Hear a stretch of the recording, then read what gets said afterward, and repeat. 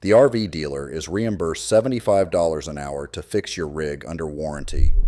He charges $145 an hour for every cash customer in the bay next to yours.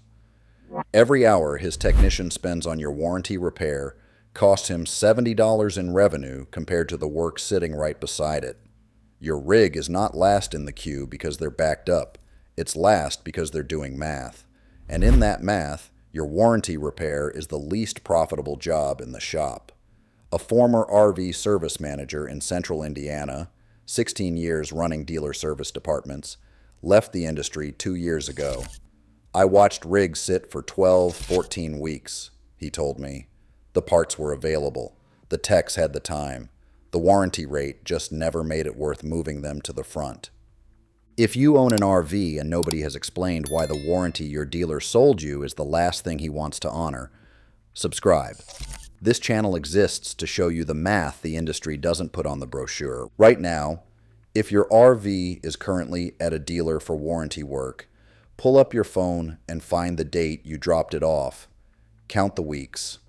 Now look up the expiration date on your bumper-to-bumper warranty. Subtract the drop-off date from the expiration date. If the gap between those two numbers is less than 8 weeks, your warranty may expire before the repair is completed. Write that gap down. That number is your leverage, and I'll tell you exactly how to use it before this video ends. Dave Merritt ran service departments at 2 RV dealerships in central Indiana for 16 years. He managed technician scheduling, warranty claim submissions, and manufacturer reimbursement reconciliation. He left in 2022. The reimbursement rate is the whole story, he said. The manufacturer sets it. The dealer signed the agreement. And from the first day the dealer opens, the math tells him that warranty work costs him money compared to everything else in the bay. Nobody tells the customer that. They just tell them to wait. Here is the mechanism in plain English.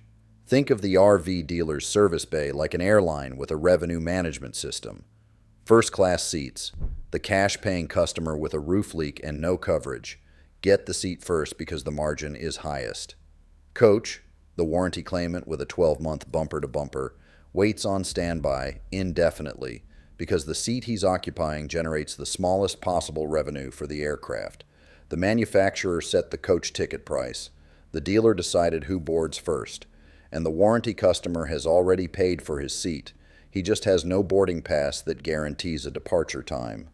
One of our viewers in Tennessee dropped his brand new Class C at the dealership in March. Slide-out motor failure, roof seam separation, and water intrusion behind the rear cap, all warranty items, all reported at drop-off. His warranty expired in October. He picked the rig up in September, 6 months after drop-off. The slide-out motor had been replaced. The roof seam and rear cap water intrusion had not been touched. The dealer told him parts were on back order. He later confirmed through the manufacturer's customer service line that the parts had been available since April. He is now paying $11,400 out of pocket for the roof and cap repairs. His warranty expired 16 days before he could get the dealer to schedule the work. The first failure mode is the reimbursement rate gap, and it drives every other decision in the warranty service queue. RV manufacturers set dealer warranty labor reimbursement rates by contract. Those rates, typically $70 to $90 per flat rate hour, were negotiated when the dealer signed his franchise agreement and have not kept pace with shop labor inflation. The average dealer cash shop rate has risen to $120 to $180 per hour in most markets. The gap between what the manufacturer pays for warranty work and what a cash customer pays for the same labor runs $50 to $90 per hour.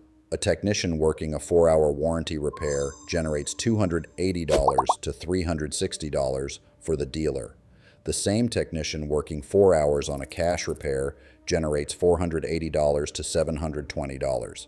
The manufacturer created this gap. The dealer lives inside it.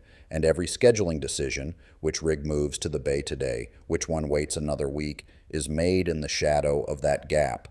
That is the first failure mode. The second one is the one Linda noticed. And it happens before the rig ever reaches a tech. She called the service department every week for 6 weeks. Different person every time. No update. Parts are on order. We're waiting on the manufacturer to approve the claim. Your tech is tied up on another job. She started writing down the names and dates. Week 7, she asked to speak to the service manager directly and requested a written status update on each open repair item. The tone changed immediately. By week 8, 2 of the 3 items had been completed. What Linda discovered, and what most warranty customers never do, is that the delay cycle depends entirely on passive customers. The ghosting strategy only works if Dale never escalates. The service department routes low-resistance warranty claimants to the back of the mental queue because they don't cost anything to ignore. The customer who documents, escalates, and requests written status updates becomes the highest friction item in the queue. And high-friction items get resolved faster, because unresolved high-friction items become complaints, reviews, and manufacturer escalations that cost the dealer more than the warranty repair ever did. That is the communication failure. The third one is the one that cost Dale $11,400 after the warranty is already gone. The partial completion strategy is the most financially damaging outcome of the warranty delay cycle. A dealer who cannot complete all warranty repairs before expiration has 3 options: complete all items at warranty rate, complete some items and leave others for the customer to pay, or request a warranty extension from the manufacturer. Option 2 is the most common outcome when the delay has been allowed to run too long. The dealer completes the items with the highest reimbursement, the ones where the flat rate hours are most favorable, and leaves the labor-intensive, low reimbursement items for the customer to pay at full shop rate after expiration. The customer receives his rig back with some items fixed and some items deferred pending customer authorization for out-of-warranty repair.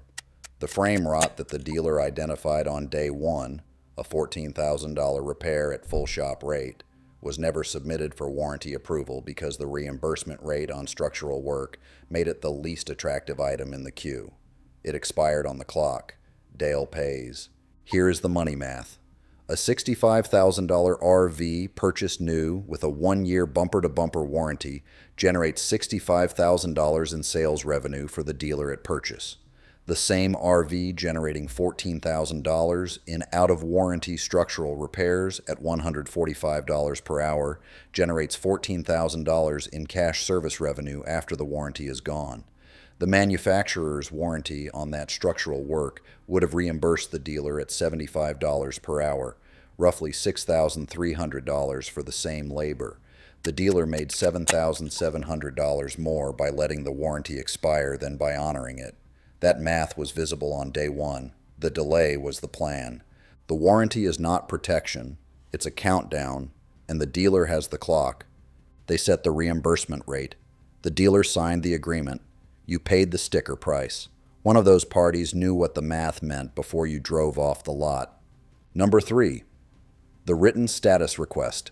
Send a certified letter to the service manager with a copy to the dealership's general manager requesting a written status update on every open warranty item, the parts order confirmation number for any item listed as waiting on parts, and the manufacturer's claim approval status for each item. Send this letter the moment your rig has been in the service department for more than 3 weeks without a completed repair. Certified mail creates a paper trail that changes the dealer's calculation. An ignored certified letter becomes a Better Business Bureau complaint, a manufacturer escalation, and a state attorney general consumer protection filing, all of which cost the dealer more than the warranty repair. The letter is free. Send it.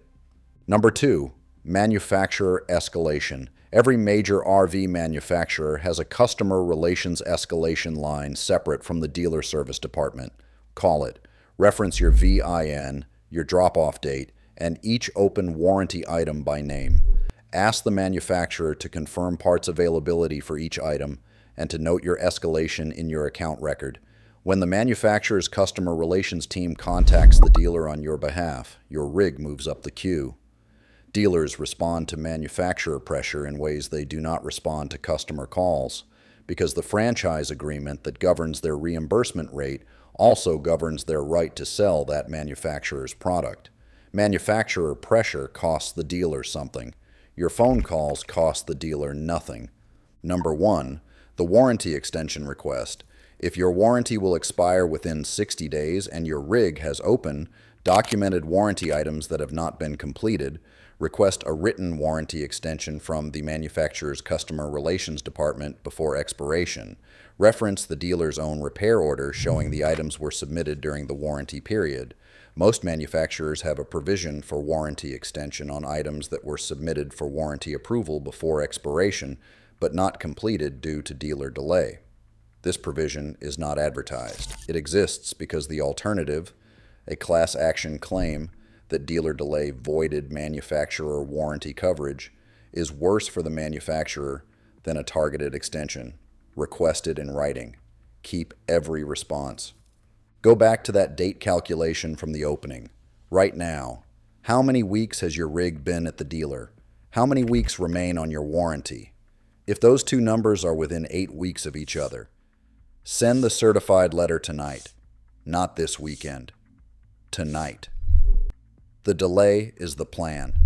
The letter changes the plan. That repair order Dave showed me, $75 on the warranty line, $145 on the cash line, same tech, same shop, same week. It wasn't a billing error. It was the agreement the dealer signed before your rig ever arrived. Read the warranty, then send the letter. The most expensive warranty is the one that expires in the service bay.